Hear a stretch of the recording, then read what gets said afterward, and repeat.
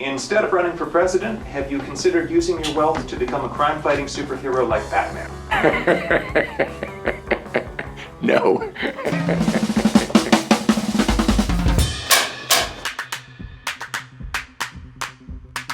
The crimes that we're seeing in this society are led by corporations, and they're legal. It's much bigger than the Joker or any one of those supervillains that beset Gotham City. Because it's all part of the plan.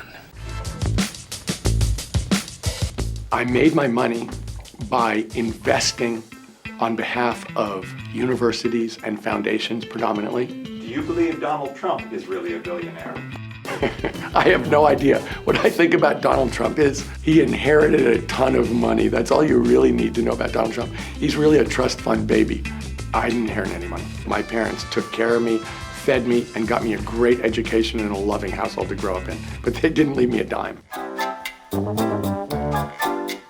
My first paying job was probably being a ranch hand, where I made $100 a month for 6 days a week from 8 to 5 and milking 2 cows before breakfast and 2 cows after dinner. Your investment firm invested heavily in the nation's largest private prison company. Do you feel that your work has contributed to the problem of mass incarceration? Well, let me go back and describe what actually happened there. We made an investment in that. I did an examination of it from a moral standpoint and ordered that investment sold because it didn't meet with my values more than a decade before there was any idea about political involvement. We incarcerate people at 7 times the rate of any other country. It has been something that has been racially skewed. So one of the things that we pushed over the last 2 years is to get rid of money bail in California.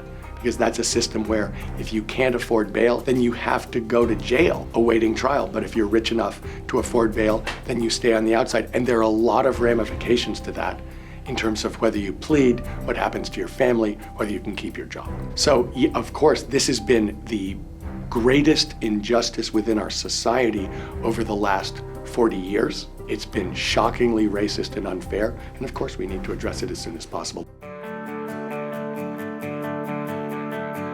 One of the things that I insist on doing is talking about God. I think it makes people uncomfortable in some parts of society, but I think it's important to talk about what is the fundamental understanding of the source of goodness in society. What the right tries to do is to paint everybody else who's not part of their political movement as unpatriotic, godless, with no courage. And I absolutely reject every part of that. I draw a cross on my hand every day to remind myself to be forthright and to go forward and tell the truth regardless what it costs. I'd rather say darn than damn if I've given a choice. My hottest? I guess enjoying Rihanna's Rude Boy. How do you understand what needs to be done in America? Well, I've spent the last 7 to 10 years going around the country talking to people directly to try and hear what they have to say.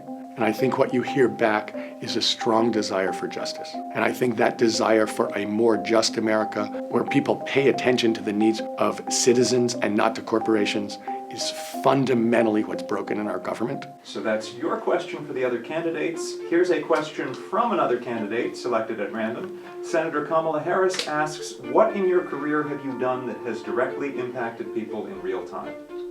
Well, let me break it down into 2 different categories. Specific direct democracy propositions, where we started by taking on oil companies in 2010, where they were trying to get rid of the most progressive energy and climate laws in the world in California. So there have been a series of those props in California and out of California.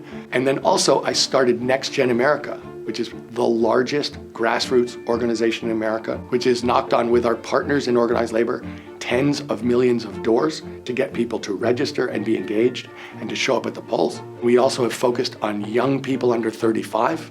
And in 2018, we focused on the swing congressional districts and doubled turnout of young people in those districts from the 4 years before. So what we've been doing all along in all of those is to try and get power into the hands of ordinary citizens and out of the hands of corporations and elected officials. My worst habit is not going to sleep on time. When I get into bed and I start reading, it's very hard for me, if I'm reading something fun, to put it down knowing I have to get up at a certain time. I try and get at least 6 hours of sleep. If I get 7, I consider it a great night.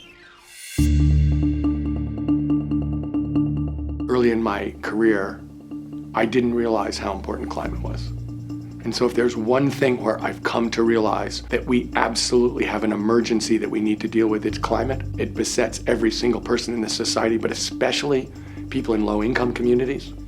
And so as far as I'm concerned, we're coming from an era where society is literally and figuratively run on fossil fuels, and we have to make the transition away from that energy source as fast as possible. Meeting Nelson Mandela was really a question of where you see somebody who has sacrificed immensely, imagined immensely, led successfully, and changed his part of the world, maybe the whole world.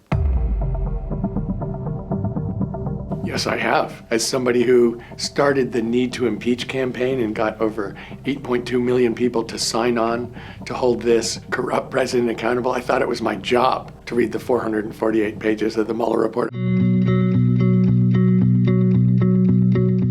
Corruption. Look, when you talk about climate, the issue is not climate. We all know the answer on that. There's no other side of the debate. The problem is the oil and gas companies run the Congress. We know we can solve it, but the oil and gas companies won't let us. And so the real question there is legalized corruption of our government. I have the exact opposite problem. For people who know me, they're always trying to tamp me down because I really have an abundance of energy. There is so much exciting, fun stuff to do in the world. I don't know how to cram it into 24 hours. People tend to describe me in terms of money. And actually, the way that I like to think about people and the way I've always connected with people in every organization I've been with is in terms of teams. I grew up playing sports. So if you're playing on a soccer team or a basketball team, you can't play guard and center. You can't play goalie and forward. You have to rely on other people to do their jobs, to treat them as equals, and to expect you to do your job and then to function as a team. That's actually the way that I think about myself. Walking on sunshine. I don't think it's about race, gender, ethnicity, though we have had a society which has under-elected women, under-elected people of color for centuries, and obviously that's something that has to change, and I would commit to a vice president who would be a woman because it's absolutely time. But the real question here is going to be who has a vision for what has to happen, who connects with the American people, and who talks practically, not talk about theories of what could happen if everything magically changed, but actually what are we gonna do? As I listen to the campaign rhetoric and I listen to Mr. Trump, you would think the United States was the worst place in the world. I do think we have a couple of very dramatic challenges in front of us, which is to break the corporate control of our government and to deal immediately with the threat of climate change.